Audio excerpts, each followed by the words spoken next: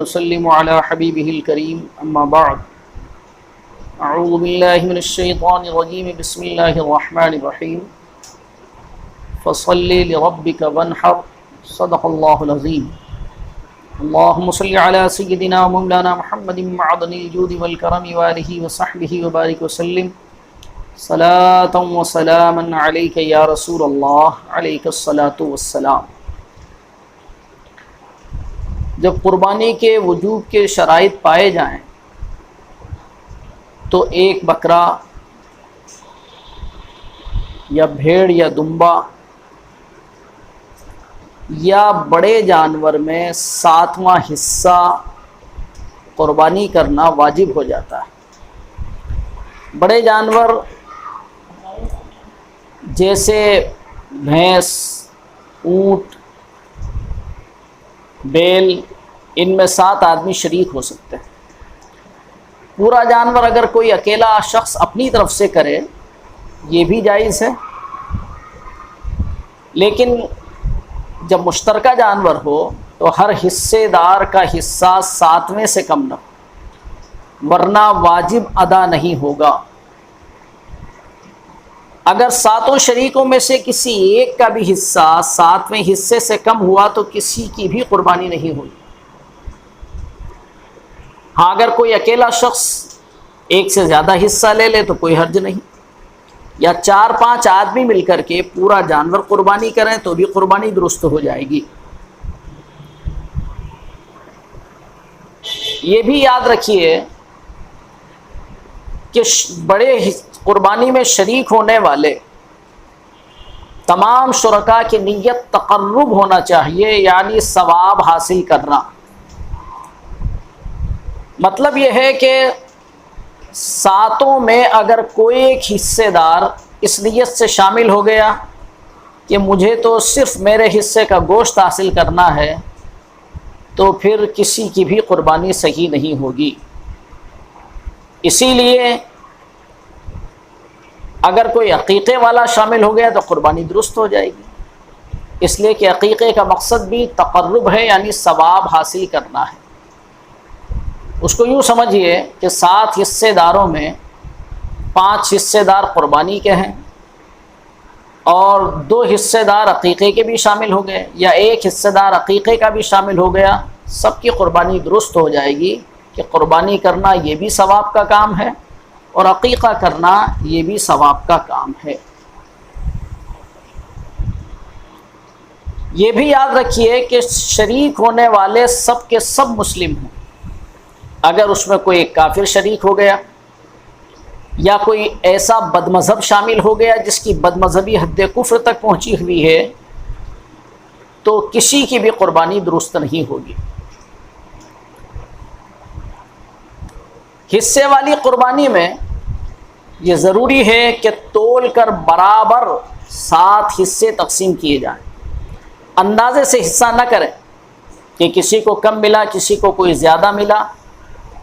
تو یہ شرعی حق ہے، ایک دوسرے کے معاف کر دینے سے بھی معاف نہیں ہوگا۔ ہاں اگر سب حصے دار ایک ہی گھر میں رہتے ہیں اور مل جل کر کے ہی گوشت کھاتے اور پکاتے ہیں، مل کر ہی تقسیم بھی کرتے ہیں، تو یہ حصے دار اگر اپنا اپنا حصہ نہیں لیں اور سب مل کر کے اسی طرح سے پکا لیں، تقسیم کر دیں تو درست ہو جائے گا۔ اب آپ اس مشقت میں پڑ گئے ہوں گے کہ 7 حصے برابر تول کر کے تقسیم کیے جائیں، یہ بڑا مشکل مسئلہ ہے۔ تو ایسی صورت میں ایک ہیلا کر لیں کہ جس سے آپ گوشت کو برابر تول کر حصہ کرنے کی مشقت سے بچ سکتے ہیں۔ وہ ہیلا یہ ہے کہ اگر حصے دار اپنا حصہ لے جانا چاہتے ہیں اور مشقت وزن کرنے کی اور تولنے کی اس سے بچنا چاہتے ہیں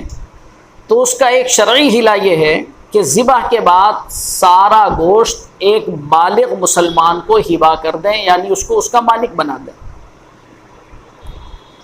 مگر یہ ضروری ہے کہ جس کو آپ گوشت ہبہ کر رہے ہیں، جس کو مالک بنا رہے ہیں، وہ ان حصے داروں میں سے نہ ہو بلکہ ان کے علاوہ ہو، بالغ ہو، مسلمان ہو۔ جب اس کو آپ نے ہبہ کر دیا تو اب وہ اس کا مالک ہے، اب اس سے جتنا چاہیں آپ لے لیں، اسے اختیار دے دیں کہ آپ جسے چاہیں جتنا دے دیں، تقسیم کر دیں۔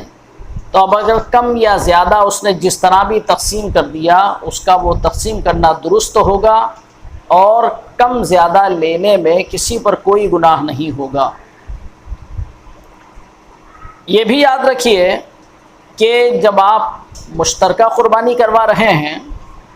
تو اپنی قربانی کا وکیل جس کو آپ نے بنایا ہے اس کو آپ کس کس طرح کے اختیارات دیں گے وہ سمجھ لیجیے۔ آپ جسے قربانی کا وکیل مقرر کر رہے ہیں اس کو آپ اپنا وکالت نامہ یعنی اپنا اختیار اس طرح سے دیں گے کہ میں نے اپنی قربانی کے جانور کی خریداری سے لے کر ذبح تک کے تمام اخراجات جیسے کرایہ، چارہ،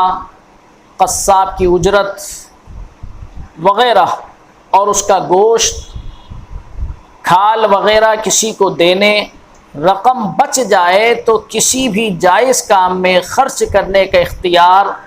فلاں ادارے کو یا فلاں شخص کو دیا۔ اب جب قربانی ہو جائے تو ادارے کے ذمہ دار اپنی مرضی سے آپ کو جتنا چاہے گوشت دے سکتے ہیں۔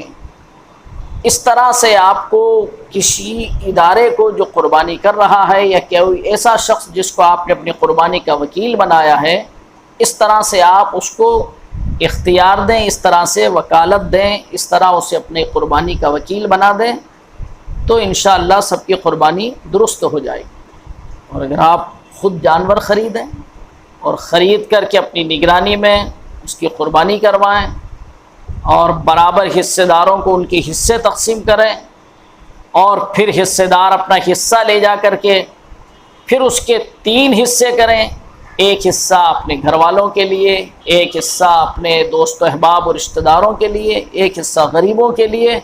تو یہ بہتر ہوگا۔ لیکن عموماً لوگ مشقتوں سے بچتے ہیں